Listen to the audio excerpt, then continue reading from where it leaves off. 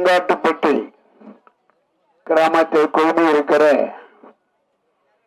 பெரியவர்களே, தாய்மார்களே, சகோதர சகோதரிகளே, வருகிற பாராளுமன்ற தேர்தலில் உங்களுடைய அன்பான, மேலான, உயர்வான வாக்குகளை தாமரை சின்னத்தில் இட்டு என்னை வெற்றி பெற செய்யுமாறு அன்புடன் கேட்டுக் கொள்ளுகிறேன். கடந்த பாராளுமன்ற தேர்தலில் நான் வந்தேன், உங்களிடம் வாக்கு தந்தீர்கள். வாக்கு என்றால் கொஞ்ச நஞ்சமல்ல, 6,83,000 வாக்குகளை அள்ளி தந்தீர்கள். அது மிகப்பெரிய எண்ணிக்கை. வழக்கமாக ஒரு போட்டியில பாராளுமன்ற உறுப்பினருக்கு அவ்வளவு வாக்குகள் கிடைப்பது அரிதிலும் அரிது. அத்தகைய வாக்குகளை அள்ளித்தந்த எனக்கு நான் என்றும் உங்களுக்கு நன்றியுடன் பட்டிருக்கிறேன் என்பதை கூறிக்கொள்ள ஆசைப்படுகிறேன். இப்போ மீண்டும் தேர்தல் வருது. இந்த தேர்தல் நான் மீண்டும் உங்க தொகுதியிலே நிற்கிறேன். எப்பவும் ஒரு எம்பி ஒரு தடவை ஜெயிச்சு மீண்டும் அந்த தொகுதிக்கு நிற்பது என்பது அதுக்கு ஒரு துணிவு வேண்டும், நேர்மை வேண்டும், உண்மை வேண்டும், வெளிப்படை வேண்டும். இதையெல்லாம் இருந்தால்தான் நின்ற தொகுதியிலே மீண்டும் வருவார்கள். ஏனென்றால் நீங்கள் தேர்ந்தெடுத்த அந்த எம்பி 5 ஆண்டு காலத்தில் சரியாக செயல்படவில்லை என்றால், உங்களுடைய ஊர் தேவைகளை பூர்த்தி செய்யவில்லை என்றால், நீங்கள் கூப்பிடுகிற குரலுக்கு வந்திருக்காவிட்டால் இன்னைக்கு நிச்சயமாக நீங்கள் ஏற்றுக்கொள்ள மாட்டீர்கள் என்பது நாடறிந்த விஷயம். அது அந்த வகையில நீங்க என்னென்ன உங்கள் தோல்வியை கேட்டீர்களோ அத்தனையும் முழுமையாக செய்து கொடுத்திருக்கிறேன். எந்த நிலையிலிருந்து பாராளுமன்ற உறுப்பினருக்காக மைய அரசு என்ன கொடுக்கிறதோ அத்தனையும். எவ்வளவு கொடுத்தாங்க?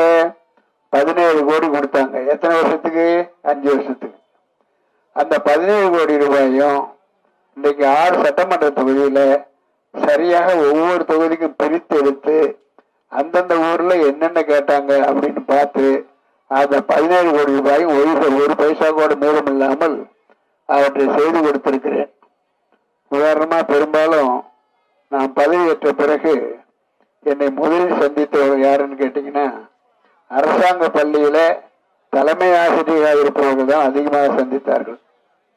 ஏன்னா அரசாங்க பள்ளியில் எதுக்காக என்ன சந்திக்கணும் அப்படின்னு பாத்தீங்கன்னா, அவங்க ஒரு ஆசிரியர், தலைமை ஆசிரியர், அந்த தலைமை ஆசிரியருக்கு அங்க இருக்கிற பிரச்சனை தெரியும். அங்க பாத்தீங்கன்னா அங்க பசங்க உட்காரத்துக்கு இடமில்லை. இடமில்லை என்றால் யாருக்கு இடமில்லைன்னா, மாணவர்கள் இல்லைன்னா பரவாயில்ல, பெண்களுக்கு தரையில் உட்கார்ந்து படிக்கிற நிலைமை இருந்தது. சில பள்ளிகளில் தரையில் மட்டுமல்ல, மரத்தடியில் உட்கார்ந்து இருக்கிற படிப்பு கெடுக்கிற வழியும் இருந்தது. இப்படி எல்லாம் பார்த்தபோது அவர் கேட்பது நியாயம் என்று முடிவெடுத்து அவர்களுக்காக 42 வகுப்பறைகளை கற்றுக் கொடுத்தேன். எந்த பணத்திலிருந்து? டெல்லி அரசாங்கம் கொடுத்தாங்க இல்லையா 17 கோடி, அதில் 42 அறைகளை கற்றுக் கொடுத்தேன். அதான் முதல் செலவாக நான் ஏற்றுக்கொண்டேன். அதுக்கு அடுத்தது இன்னும் சில ஊர்களில் மனு கொடுத்தாங்க.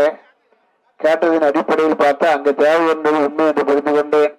அதற்காக அங்க போய் என்ன பண்ணேன்னா, பார்த்துட்டு அந்த மனுவை வைத்துக் கொண்டு எவ்வளவு தொகையாகும் என்பதை கணித்து அவர்களுக்கெல்லாம் எனக்கு சமூக கூடம் கேட்டார்கள்.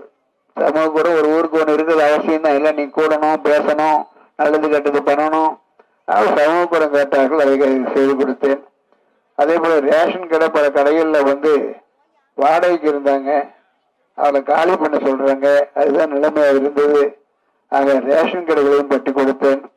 பல ஊரில் நீர்த்தேக்க தொட்டிகளை கட்டி கொடுத்தேன். பல ஊரில் போர் போட்டு கொடுத்தேன். ஊர்களில் சுற்றுச்சூழல் பள்ளிகளை கட்டி கொடுத்தேன். இவ்வாறாக தார் சாலையில் சில ஊரில் கேட்டார்கள், மயான சாலைகளுக்கு கேட்டார்கள், அதையும் செய்து கொடுத்தேன்.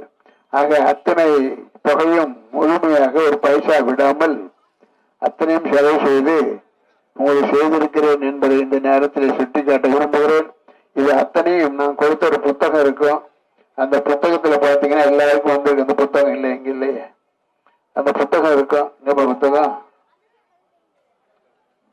அந்த புத்தகம் அப்பப்ப எடுத்துக்கிறேன். இந்த மாதிரி ஒரு புத்தகம் இருக்கும்.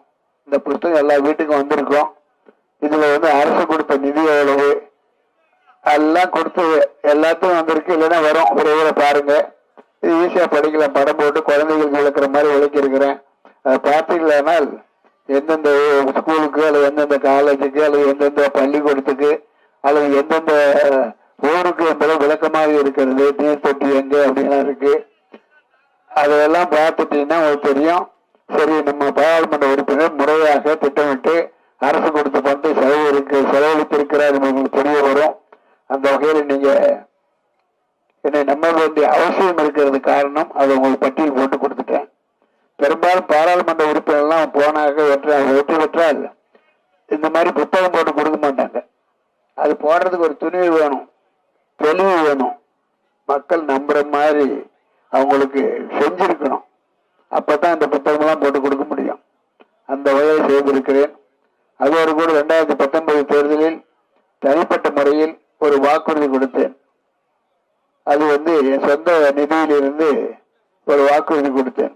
எனக்கு தெரியும், நான் தேர்ந்தெடுக்கப்பட்ட பாராளுமன்ற தொகுதி மிகவும் பிற்படுத்த ஒரு தொகுதி என்பதை அறிவேன். அது மட்டுமல்ல, இங்கே +2 படித்த மாணவர்கள் எல்லாம் ரொம்ப கஷ்டப்படுறாங்க. பட்டப்படிப்பு படிக்க முடியல, டிகிரி வாங்க முடியல என்ற நிலை இருந்தது. அவர்களுக்கு உயர்கல்வி தருவேன் என்று அன்றைக்கு உறுதி சொன்னேன். அதுபோல 1600 மாணவர்களை, ஏழை மாணவர்களை தேர்ந்தெடுத்து, மாணவிகளை தேர்ந்தெடுத்து அவர்கள் உயர்கல்வி பட்டம் அளித்து அவர்கள் தான் இன்றைக்கு பட்டதாரி ஆகி அந்த வீடுகளில் ஒரு பட்டதாரி இருக்கிறான் என்ற பெருமையோடு வாழ்ந்து கொண்டிருக்கிறார்கள். ஆகவே நான் சொன்ன வாக்குறுதியை காப்பாற்றிவிட்டேன் என்பதோடு மட்டுமல்ல, மேலும் ஒரு வாக்குறுதி பெற முன்வருகிறேன். அது என்னன்னா, முன்னாடி சொன்னது மாணவ மாணவிகள் மேல் படிப்பதற்கான ஒரு வாய்ப்பு. இப்ப நமக்கு நம்பர் சொன்னா 1200 சொன்னா சரியா 1200 நினைப்பீங்க. அதை பணமா சொன்னா தான் உங்களுக்கு புரியும். அதுக்கான செலவு எவ்வளவு தெரியுமா? 1200 மாணவர்கள் படிக்க வைக்க 118 கோடி. படிப்பு கட்டணம், சாப்பாடு, தங்குமிடம் அதெல்லாம் பார்த்தீங்கன்னா 118 கோடி. இதுவரைக்கும் இந்திய வரலாற்றில் எந்த ஒரு எம்பியும் சொந்த நிதியிலிருந்து 1200 பேரை இத்தகைய சேவை செய்தது கிடையாது. இது வரலாற்று சான்று. சரி, இப்ப அதுக்கடுத்து இன்னும் ஒரு வாக்குறுதி தர்றேன். இந்த முறை 2வது முறையாக நிற்கிற காரணத்தினால் மேலும் ஒரு வாக்குறுதி என்னுடைய சொந்த நிதியிலிருந்து. அதுதான், இப்போது என்னுடைய பாராளுமன்ற தொகுதியிலிருந்து 1500 குடும்பங்களை, 1500 ஏழை குடும்பங்களை தேர்ந்தெடுத்து அவர்களுக்கு உயர் மருத்துவம் செய்யப்படும். உயர் மருத்துவம் என்றால் என்ன? உயர் மருத்துவம்னா காய்ச்சல் தலைவலி அல்ல. உயர் மருத்துவம் என்றால் ஹார்ட், நெஞ்சு வலி, சொல்லு நெஞ்சு வலின்னு வரும், அப்புறம் ஹார்ட் அட்டாக் வந்துடும், அந்த மாதிரி ப்ராப்ளம். அதே மாதிரி இடுப்பு வலி, மூட்டு வலி, அது மாற்றுதல், கிட்னி ஃபெயிலியர், இது மாதிரி எல்லாம் வரும். இதையெல்லாம் செய்யறதுக்கு ஒரு ஹாஸ்பிட்டலுக்கு போனா முதல்ல நீ 4 லட்சம் 3 லட்சம் கட்டினா தான் அட்மிட் பண்ணுவாங்க. அந்த மாதிரி இருக்கு. அந்த வகையில ஏழை குடும்பத்துல வந்ததுனாலே, பிறந்ததுனாலேயே தன் உயிரை மரணம் அடைய தேவையில்லை. அவர்களுக்கு உதவ வேண்டும் என்ற அடிப்படையில் இன்றைக்கு ஒரு குடும்பத்துக்கு 10 லட்சம் ரூபாய்க்கு இன்சூரன்ஸ் பண்ணி, அந்த இன்சூரன்ஸ் பிரிவை நான் கட்டிக்குவேன். இந்த 1500 குடும்பங்களுக்கு குடும்பத்துக்கு 10 லட்சம் ரூபாய் இன்சூரன்ஸ் பண்ணி அவர்களுக்கு உயர் மருத்துவம் செய்ய நான் உங்களுக்கு வாக்குறுதி தருகிறேன். இந்த 2 வாக்குறுதிகளும் இந்திய திருநாட்டில் எந்த பாராளுமன்றமாகவும் எந்த உறுப்பினரும் செய்வதில்லை, செய்ய முன்வரவில்லை. இதெல்லாம் செய்யறதுக்கு பணம் மட்டும் வேண்டியதில்லை, மனம் வேணும். என்னைக்குமே மனம் கொடுக்கறதுக்கு கோடி கோடியா வச்சிருப்பான், ஆனா மனம் வராது. அதுக்கு சில பேருக்கு தான் வரும். அத்தகைய குணம் கொண்டவன் நான் என்பதால் உங்களுக்கு நான் வாய்ப்பு இருக்கிறேன். எனக்கு நாளைக்கு போய் உதவணுங்கிற போது நான் தேடி செல்ல வேண்டியில்லை. என் மக்களுக்கு உதவி செய்ய வேண்டும் என்று எல்லாம் செய்திருக்கிறேன். அந்த வகையில் இப்போ 19ஆம் தேதி பாராளுமன்ற தேர்தல் வருகிறது. அந்த தேர்தலில் நீங்க நல்ல ஒரு தேர்ந்தெடுக்க வேண்டும். இப்போ நமக்கு யாருக்குன்னா, டெல்லியில இப்ப ஆட்சி புரிவது யாரு? மரியாதைக்குரிய மோடி அவர்கள். மோடி அவர்கள் 10 ஆண்டு காலமாக மிக சிறப்பாக ஆட்சி செய்கிறார். அவர் ஆட்சிக்கு வந்த ஒருபடி இந்தியாவுடைய மதிப்பு கூடி இருக்கிறது. இந்தியாவுடைய மதிப்பு கூடினா என்ன அர்த்தம்? தமிழ்நாட்டு மதிப்பும் கூடுது. தமிழ்நாட்டு மதிப்பு கூடினா என்ன அர்த்தம்? பெரம்பலூர்ல இருக்கிறவங்க மதிப்பு கூடுது. ஒவ்வொரு தனி மனிதன் மரியாதை கூடுது. எப்ப இருக்குன்னா, ஒரு குடும்பத்து தலைவன் மரியாதை இருந்தா குடும்பத்தில் இருக்கிற அத்தனை பேருக்கும் மரியாதை உண்டு இல்லையா? அது மாதிரிதான். அந்த வகையில நம்ம நல்லது ஒரு பாரத பிரதமர் கிடைத்திருக்கிறார். அவருக்கு நாம் போகிற எம்பி அவர்கள் அதற்கு உறுதுணையாக இருக்கிற வகையில், அவர் திட்டங்களுக்கு உறுதுணையாக இருக்கிற வகையில் அவரிடம் பேசி திட்டங்களை இந்த ஊருக்கு கொண்டு வர வேண்டும். அதற்கான முயற்சியை எடுத்துக்கொள்ளக்கூடிய எம்பியை தேர்ந்தெடுக்க வேண்டும். அந்த வகையில் இப்போ நீங்க பார்த்தீங்கன்னா என்னை எதிர்த்து நிற்கிற தம்பி யாருன்னு உங்களுக்கு நல்லாவே தெரியும். என்ன உங்களை மலைக்கோட்டை மன்னன் என்று பேசுறாருல, அந்த குடும்பத்தில் பிறந்தவர். அவங்க அப்பா எல்லாம் என்னங்கிறதெல்லாம் நான் சொல்ல மாட்டேன், வெளியே கேட்டு தெரிஞ்சுக்கங்க. அது திமுக என்றாலே லஞ்சம் ஊழல் என்பது தெரியும். அந்த லஞ்சம் ஊழல்ன்ற வார்த்தையை பயன்படுத்தி இன்னைக்கு என்ன பண்றாங்க, அந்த கட்சியை ஊழல் கட்சி என்று மற்றவர்கள் பேசுகிறார்கள், நான் சொல்லவில்லை. அந்த வகையில் அந்த ஊழல் கட்சியிலிருந்து ஒரு தம்பி நிறுத்தி இருக்கிறார்கள். அப்பா ஊழல் பண்ண அப்புறம் பிள்ளையும் அதான் செய்யுங்கிறது ஒரு வாழ்க்கை. அதாவது தாய் 8 அடி பாய்ந்தா பிள்ளை 16 அடி பாயும்பாங்க. அந்த மாதிரி ஊழல்கள் காரணமாக்கி விடாதீர்கள். நல்லவர்களை தேர்ந்தெடுக்க வேண்டும் என்று அன்புடன் கேட்டுக்கொள்கிறேன். மரபாதில் தாமரை சின்னம், மரபாதில் தாமரை சின்னம், தாமரை தாமரை தாமரை.